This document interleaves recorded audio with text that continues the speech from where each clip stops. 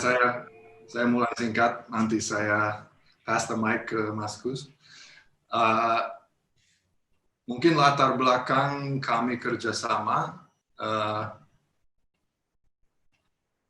tahun berapa ya? Tahun 2005 kalau nggak salah, saya ketemu Mas Gus lewat teman yang juga kerjasama di film 40 Years of Silence. Saya awalnya ke Indonesia dibawa oleh atau dengan seorang antropolog dari UCLA yang membuat film tentang budaya dan sakit jiwa, film tentang risetnya dia di sini, di Bali dan juga di Jogja. Tapi kebetulan kami juga menemukan kasus trauma yang berhubungan dengan sejarah 65. Terus proyek itu menjadi lebih berfokus kepada 65 dan efek kepada 4 keluarga, 2 di Bali dan 2 di Jogja. Efek zaman kini waktu itu, zaman awal 2000-an lah. Waktu membuat film itu saya juga merasa perlu membuat semacam rekayasa yang realistis tentang pembakaran buku dan aktivitas lain yang berhubungan dengan penyerangan terhadap komunis dan orang-orang yang dituduh komunis tahun 65. Jadi lewat teman saya ketemu Mas Gus dan krunya Mas Gus yang kayaknya waktu itu belum dipanggil Five Monkeys ya, tapi pokoknya kru orang-orang yang sering kerja sama dengan Mas Gus untuk bantuin dengan itu. Kami juga membuat footage itu waktu itu dan asik kerjasama, asik ngobrol. Saya juga asik kerjasama dengan beberapa teman lain di ISI waktu itu untuk bikin musik untuk film-film kami waktu itu. Itu salah satu alasan kenapa saya tertarik untuk tetap datang di Indonesia, tetap kerja di Indonesia setelah saya berhenti bekerja sama dengan si antropolog, karena saya selalu rasa ada teman-teman yang saya asik kerjasama lah, yang meningkatkan kreativitas saya dengan kolaborasi mereka. Setelah itu kayaknya Mas Gus dapat job untuk museum di UCLA untuk bikin film tentang kelompok perempuan yang bikin batik di Madura. Waktu itu saya juga diajak ikut sebagai kameraman. Dan yang saya ingat waktu di mobil di Madura, Mas Gus pernah cerita bahwa seorang tokoh poligami di Indonesia, kita nggak usah sebutkan namanya di sini, tapi mungkin Anda akan bisa tebak siapa. Seorang tokoh poligami di Indonesia yang juga punya restoran ayam atau chain restoran ayam yang cukup terkenal, pernah ajak Mas Gus untuk bikin film promosi tentang dia. Mungkin Mas Gus bisa cerita. Mas Gus cerita waktu itu, mungkin Mas Gus akan cerita lebih baik apa yang terjadi waktu itu. Sekarang nih cerita nih. Boleh aja. Mas Dak nggak nyelesain dulu semua. Ya kita selang-seling karena ini menjadi alasan untuk bikin film banyak ayam, banyak rezeki sebenarnya. Baik. Suara saya nggak double ya? Kok seperti double? Enggak ya? Di sini jelas. Oke. Aman Mas, aman. Oke, jadi pertama saya nggak menyangka film ini selesai karena kita nggak pernah pingin film ini selesai, gitu ya. Kemudian waktu mengerjakan film ini, kita juga mengerjakan beberapa film yang lain. Jadi film ini dibuat seperti dalam waktu transisional ya. Jadi waktu-waktu peluang di mana seakan-akan nggak penting, tapi ternyata sekarang penting sekali. Ya, menyambut tadi Mas Dak cerita bahwa saya mendapatkan job untuk membuat sebuah senario, karena saya penulis senario, saya terlibat, saya riset pada tokoh tertentu tadi, dan saya ingin bertemu dengan semua perempuan yang ada di sekitar beliau.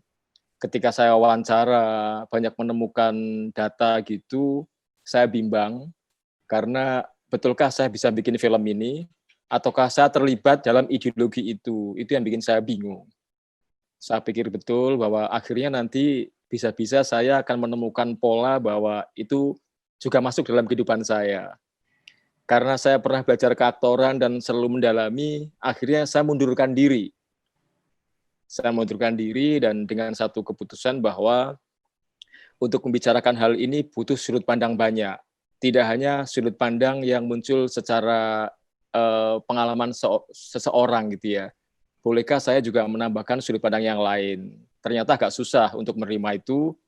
Akhirnya saya membatalkan diri untuk menulis.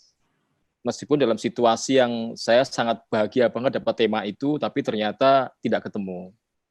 Lah, sebagai langkah selanjutnya, justru saya semakin akrab dengan beberapa teman-teman yang di pesantren, yang memahami bahwa pola semacam itu bisa dilacak dan ada muaranya. Nah, sambil lalu kemudian saya mendapatkan proyek untuk membuat perempuan juga di Madura, di Ende, di Sumba. Semakinlah saya mengerti bahwa bagaimana posisi perempuan dalam situasi relasi dengan laki-laki. Nah, di situ saya banyak ngobrol dengan Mas Dak karena untuk menghilangkan satu keinginan bikin senario nggak jadi, mendingan saya muntahkan dengan dialog gitu ya. Itu jalan keluar yang paling bagus ternyata, daripada saya realisasikan ikutin itu atau mungkin bikin senario yang saya terlibat terlalu jauh. Akhirnya kita berdiskusi dan kemudian kita belajar banyak hal-hal yang kita di luar dugaan. Seperti saya bilang tadi bahwa ternyata ketika bikin film ini kita nggak punya keinginan untuk ini menjadi sebuah film beneran, tapi akan kita sampaikan pada anak cucu kita masing-masing gitu ya. Siapa tahu itu bisa, itu kebahagiaan luar biasa. Dan kedua, karena sudut pandang saya sebagai terlibat dalam film itu ya, kemudian saya berpikir bahwa apakah gambar penting? Karena waktu juga tidak penting. Kemudian kita melakukan perjalanan, dan saya anggap film ini kayak kejawen, mengalir terus. Kadang kita terseret, kadang lupa, terus duduk diskusi lagi. Itu membuat kita kemudian entah kenapa menemukan tempat-tempat yang mempunyai nilai sendiri, mempunyai nilai yang secara historis atau mungkin ideologis yang itu sudah bicara sebetulnya. Kami akhirnya melakukan perjalanan ke Gunung Kemukus, ke Parangkusumo, ke tempat-tempat yang menawarkan satu sejarah yang sebetulnya dikonstruksi untuk semacam itu. Lah, ini tuh lebih penting. Menurut saya itu konstruksinya. Sedangkan film ini itu cuma ornamennya gitu ya. Nah, saya dapatkan semacam itu. Kemudian ketika melangkah lebih jauh, kita mulai cari pemain, mulai membuat adegan, baru kami tahu bahwa ternyata mungkin alur film ini dibikin bukan untuk sebuah, karena montas itu sudah dengan sendirinya hadir, dan yang sangat menarik adalah kostum dan properti itu lebih hidup. Ini yang saya tangkap. Sebagai contoh begini, ternyata identitas itu tiba-tiba muncul karena kostum, tiba-tiba muncul karena gerobak, gitu ya. Nah, ini menarik sekali ketika proses sebuah film. Saya nggak menyangka sama sekali karena biasanya saya sangat memulai dari treatment senario. Nah, di sini tidak, justru teks-teks itu hadir lewat kostum, lewat properti, dan kemudian tempat-tempat yang kita singgahi. Nah, kembali ternyata keinginan untuk melakukan poligami itu mungkin berawal dari tempat-tempat yang memang punya sejarah. Nah, dari situlah kita mulai membedah. Secara biar tidak ada perspektif satu gitu, mungkin kejawen juga punya hal yang memberikan simbol-simbol semacam itu. Itu dulu Mas Satria, nanti sudah saya teruskan. Mas Dak, Mbak Listia, gitu dulu ya. Terima kasih. Terima kasih Mas Gus. Ya, saya setuju, dan setelah Mas Gus cerita waktu itu soal pengalaman dengan toko yang kita tidak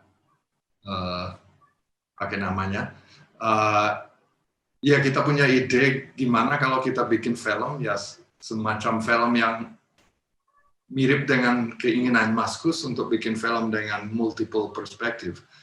Tapi karena toko itu tidak mungkin akan mau ikut, ya kita cari orang-orang yang bisa mewakili keinginannya dia, tapi juga perspektif orang-orang lain yang di sekelilingnya dia.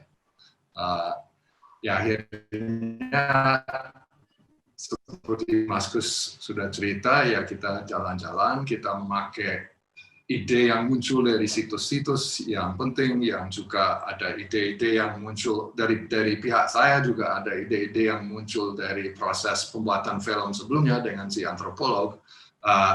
Ya misalnya gerobak yang memakai KFC, tapi namanya yang pertama saya lihat kayaknya Klaten Fried Chicken. Dan menurut saya itu sangat lucu dan nakal dengan cara yang menarik, sehingga tapi di film-film dengan si antropolog itu tidak pas untuk dimasukkan. Jadi saya ada juga semacam gudang untuk ide-ide di kepala saya untuk hal-hal yang saya dengar atau melihat waktu itu yang mungkin kita bisa masukinnya ke film ini, di mana mereka bisa lebih pas atau kita malah bisa memaskan film ini dengan hal-hal seperti itu, dengan ide, dengan situs seperti itu. Dan ya, kami mulai dengan sebenarnya bukan naskah, tapi ide cerita yang ditulis yang masih belum diedit untuk menjadi sangat ketat atau pendek itu. Kemudian kami juga syuting melalui ide-ide itu yang sebenarnya terlalu banyak, sehingga ini sangat mirip dengan proses dokumenter, karena kita ambil kalau ada sesuatu yang muncul, kita juga ambil, dan kita semacam bikin situasi yang ya memang bikinan kita, tapi kita suruh pemain-pemain atau orang-orang yang ikut untuk menjalankan sebuah adegan, sebuah situasi, kemudian kami ambil seolah-olah dokumenter. Paling sering seperti itu. Ada yang lebih disetting, ada yang lebih spontan juga. Tapi juga sering kami bawa orang di film kami ke situs yang real dan membuat interaksi di mana mereka berinteraksi dengan orang-orang di situ, juga di jalan. Mungkin karena memakai gerobak. Awalnya kami juga pernah diskusi untuk pakai restoran, sehingga lebih mirip dengan si toko itu, tapi itu menjadi lebih ribut untuk cari lokasi dan beberapa lokasi untuk beberapa restoran, sehingga akhirnya kami memakai gerobak, dan sebenarnya itu keputusan yang sangat penting karena itu mendorong kami ke jalan.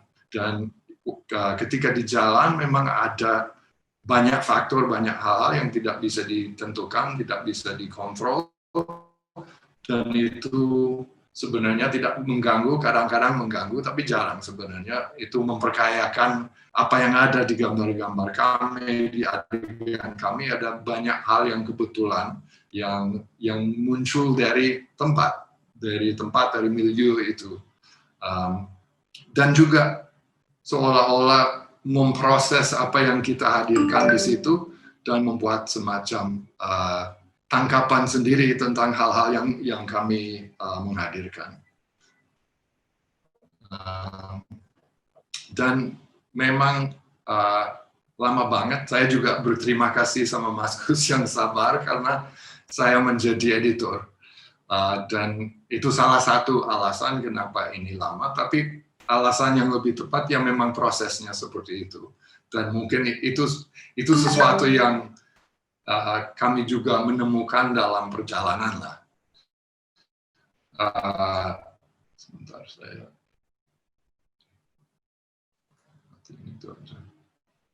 Oke. Biar nggak bunyi. Terus waktu itu tahun yang kami mulai syuting, sebenarnya 2008 saya juga mulai program PhD. Tidak lama setelah itu, Mas Gus juga mulai program PhD. Sehingga juga kami sangat sibuk dengan riset masing-masing. Mas Gus juga sempat bikin beberapa film lagi waktu proses banyak ayam banyak rezeki, jadi dia sangat produktif. Dia juga selesai PhD-nya duluan sebelum saya. Tapi ya ada banyak kesibukan lain sehingga kami sering break dulu, lalu kembali ke film ini, lalu break dulu lagi, lalu kembali ke film ini lagi. Tapi akhirnya saya rasa untuk kedua-duanya kami ini menjadi semacam conversation di antara film dan riset juga. Kebetulan saya juga riset tentang sejarah film Indonesia, dan dalam riset itu menjadi sangat tertarik dengan ya banyak hal, tapi salah satunya film-film genre pelacur yang muncul awal 70-an sebagai, menurut saya, semacam respon terhadap kemunculan Soeharto, di mana perempuan PSK menjadi semacam aktor untuk membicarakan keadaan politik, tapi secara tidak langsung atau tidak persis langsung, ada yang lumayan langsung, tapi karena itu juga sering dilihat oleh umum, oleh sensor sebagai film ringan karena ada tema-tema seks, itu juga sering tidak disensor oleh pemerintah, dan malah berhasil membicarakan sesuatu yang kritis dalam suasana yang sangat ketat dan menyeramkan di awal Orde Baru, sehingga saya sangat sebenarnya mengagumi film-film ini untuk berani berbicara dan mencari cara untuk berbicara kritis waktu itu dalam suasana itu.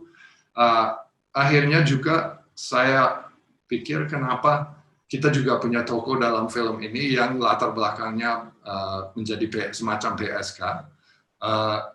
Kenapa mungkin lebih baik kita mengembangkan peran tokoh ini supaya itu, ya kalau enggak itu mungkin terasa sebagai semacam opportunity yang kebuang gitu, bahwa ada tokoh ini tapi sebenarnya waktu itu dia perannya tidak terlalu besar, tapi dalam bagian terakhir kita mengembangkan peran itu, dan itu juga merupakan dari sisi saya itu merupakan pengaruh dari penelitian tentang sejarah film Indonesia, bahwa tokoh seperti itu mungkin bisa dipakai dengan cara yang mirip dengan membicarakan cara-cara para pembuat film membicarakan hal-hal yang kritis di awal Orde Baru. Tapi di suasana zaman sekarang yang sudah berbeda dengan zaman kita mulai syuting juga, di mana ya katakanlah ombak konservatisme, Arabisasi, ada banyak nama untuk ya salah satu gejalanya adalah kenaikan atau kemunculan ormas dan aksi-aksi ormas yang semakin sering dan semakin masif dan semakin mungkin mencoba meratakan pemahaman tentang Islam, tentang agama, praktik agama yang sebenarnya sudah dari awal Islam masuk Nusantara itu sangat beragam, dan selalu ada obrolan maupun ada konflik tentang siapa yang benar, tapi tidak pernah ada yang benar juga. Dan menurut saya itu juga sesuatu yang sangat penting dalam sejarah Jawa, dalam sejarah Indonesia, dan kalau dihilangkan itu juga menjadi sesuatu yang sangat sayang, dan karakter Jawa dan juga kemampuan untuk ekspresi politis itu akan dikecilkan dengan cara yang menurut saya tidak produktif lah. Sehingga saya ya mungkin kami bisa memakai karakter tokoh seperti itu dalam keadaan sekarang dengan memakai sosmed sebagai semacam media pembicara dia untuk mengulang hal-hal seperti itu, tapi dengan cara yang berbeda lah. Apalagi ada juga pengaruh dari film-filmnya Abas Yakub yang saya juga banyak menonton dalam proses riset saya, dan saya sangat mengagumi juga cara dia untuk memakai humor untuk kritik. Juga sering dalam suasana Orde Baru yang semakin otoriter, dia malah memakai bahasa Orde Baru untuk mengejek Orde Baru, tapi sepertinya tidak bisa dibasmi oleh pemerintah atau oleh sensor, karena memang dia memakai konsep dan bahasa yang resmi, tapi dijadikan lucu, tapi dengan cara yang juga bisa diterima oleh pemerintah mungkin, dan itu juga karena komedi. Sayangnya Abas Yakub tidak pernah dapat Piala Citra untuk sebuah film. Kalau nggak salah dia dapat Piala Citra untuk semacam Career Award di tahun 90-an. Tapi ya menurut saya dia juga sebenarnya salah satu orang yang paling jenius dalam sejarah film Indonesia. Maka saya mencoba dalam proses edit, saya juga mencoba memasukkan hal-hal yang terinspirasi oleh dia. Ada juga referensi langsung kepada opening title-nya Inem Pelayan Seksi dan hal-hal seperti itu. Sehingga itu ya ini memang menjadi proses yang sangat terpengaruh oleh proses riset kami berdua.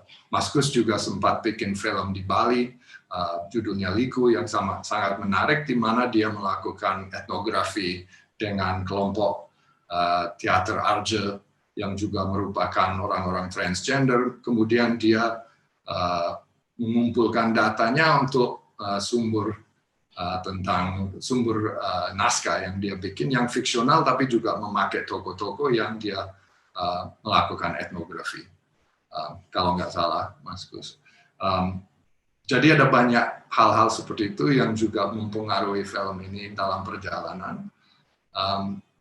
Termasuk kehadiran Onar dan Ribut yang sebenarnya di syuting itu tahun 2011 sampai 2013. Padahal bisa dibilang cerita utama film ini diambil gambarnya 2008 dan 2009. Tapi waktu itu kayaknya kami sudah sadar bahwa ini akan modular. Jadi strukturnya kita punya data atau bahan untuk cerita dasarnya. Cerita dasar yang sebenarnya agak simpel, mungkin terlalu simpel, sehingga kami juga harus menemukan banyak hal untuk mengganggu cerita itu, mendekonstruksi cerita itu dengan cara yang aneh, dengan cara yang lucu, dan itu sesuatu yang bentuknya kami tidak tahu dari awal.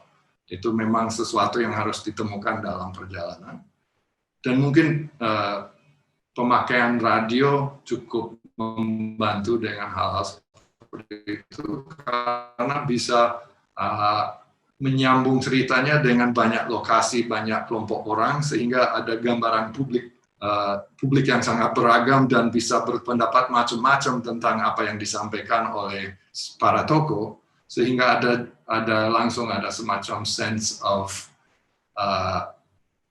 bukan dia yang bicara seenaknya, tapi selalu menghadapi orang-orang yang bisa menyindir, yang bisa menertawakan, yang bisa juga mendukung, sehingga itu yang mungkin menjadi sesuatu yang cukup penting dalam wacana film, juga sebagai alat untuk mendekonstruksi narasi dan kekuasaan satu tokoh ataupun beberapa tokoh yang ada di film ini.